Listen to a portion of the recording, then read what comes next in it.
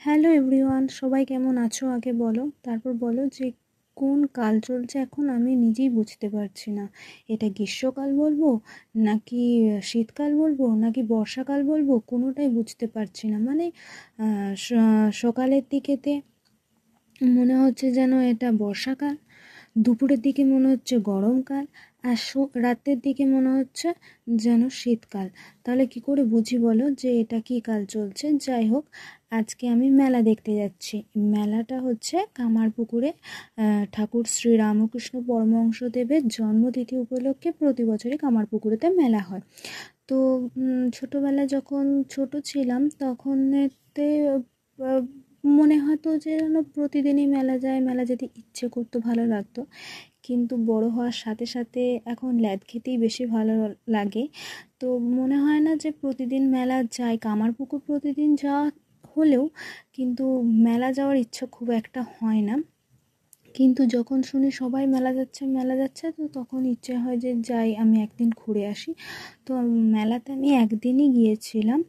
তো হ্যাঁ, মেলাতে আমার যাওয়া মানে ভিডিও করা, ঠাকুর দর্শন করা, এগুলোই। ভিডিওগুলো করতে ভালো লাগে, সবার সাথে একটু দেখা সাক্ষাৎ হয়, ভালো লাগে, মুডটা ভালো হয়ে যায়। যদিও আমি স্ট্রিট ফুড অ্যাভয়েড করি, তোমরা সবাই জানো, আমি অনেকবারই বলেছি। খুব একটা বাইরে যেয়ে খাওয়া আমি পছন্দ করি না, মানে বাড়ির খাবার খেতেই আমি বেশি ভালোবাসি। তো সেই জন্য মেলাতে এই জিলিপিটা খাই আমি, যেটা আমি সবথেকে কামারপুকুরে যেটা সবথেকে বেশি ভালোবাসি সেটা হচ্ছে জিলিপি। তো জিলিপিটা খাই। আর হচ্ছে কাঠি ভাজা, চপ, মানে বাড়ির লোকেরা চপ খেতে ভালোবাসে, ওরা খায়, আমি খুব একটা পছন্দ করি না।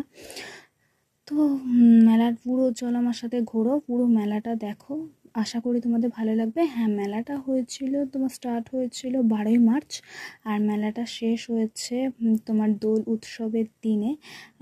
দোল পূর্ণিমা দিন পর্যন্তই মেলাটা থাকে। তো আমি এটা প্রথমে বলতে ভুলে গেছি।